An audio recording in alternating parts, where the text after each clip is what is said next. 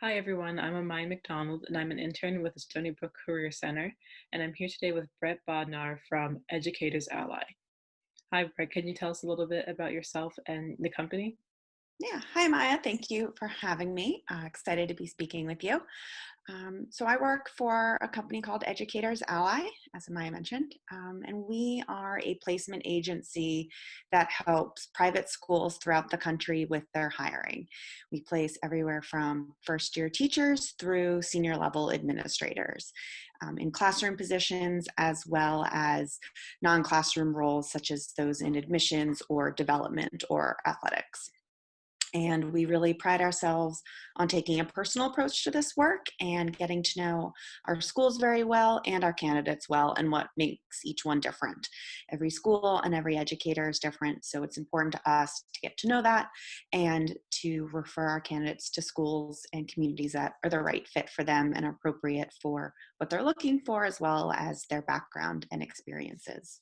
Um, and our personal approach extends to also working very closely with our candidates through every stage of the job search process, helping with resumes and cover letters, giving feedback on those documents, assisting with interviews, answering questions you might have throughout the process, all the way through, discussing and negotiating an offer.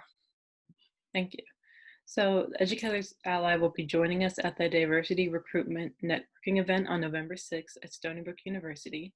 So, when you're looking for candidates there, what kind of positions are you hoping to fill?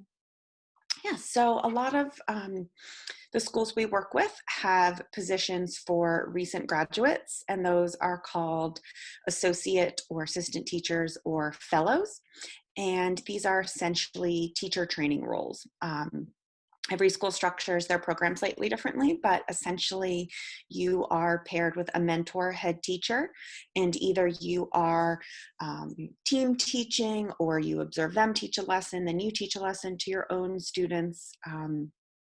And despite the titles, you are very much doing the work of teaching in the classroom, working with your students, but you have a lot of mentorship and support. There's a big emphasis on professional development and mentorship and guidance in these types of positions.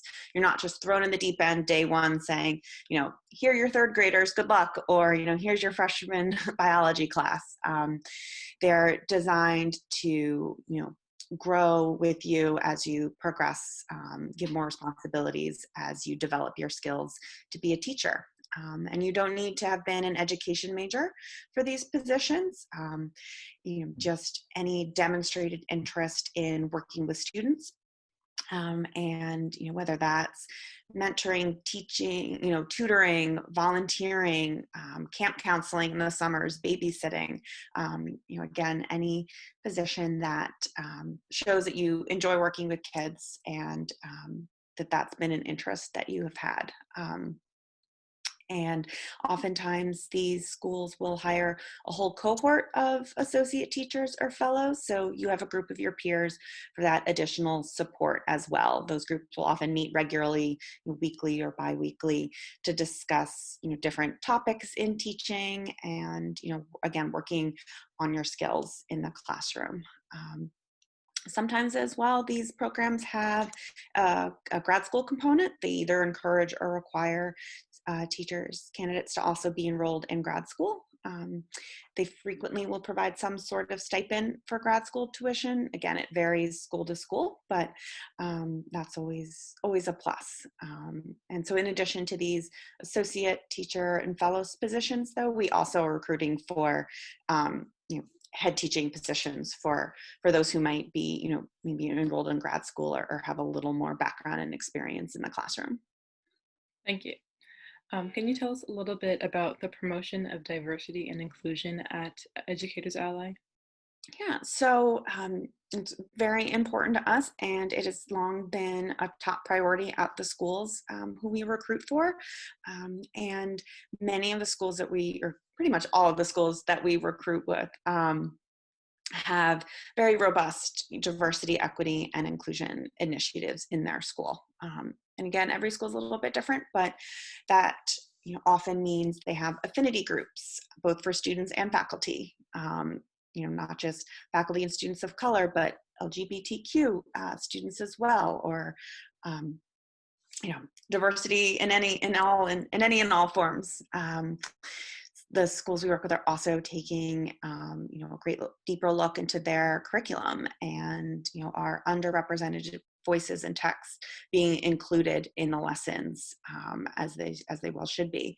Um, Also, having extensive professional development and training for their teachers on, anti-racist, anti-bias type workshops. So those are all really important initiatives to our schools that they've been, implementing in many cases for several years. They're not just recent initiatives, and so it's important to us as well. Many of these schools have very diverse student bodies, so they're looking for their faculty to reflect their students. That's amazing. And my last question for you is, why have you chosen Stony Brook as a place to fulfill your needs for diversity? Yeah, so Stony Brook has a fantastic academic reputation, in all subjects, but also particularly the STEM subjects. And schools are always looking for strong STEM teachers, and humanities and the arts as well. But Stony Brook's great academic reputation, as well as their reputation for being a school that has a diverse student body, and their students come from all over the country and all over the world. So those are definitely appealing to us, and why we're excited to connect with Stony Brook students. Right. Thank you again for joining us today, Brett, and we're looking forward to seeing you at the Diversity Recruitment Networking event on November 6th. Thank you. Look forward to seeing you and connecting with a bunch of your great students.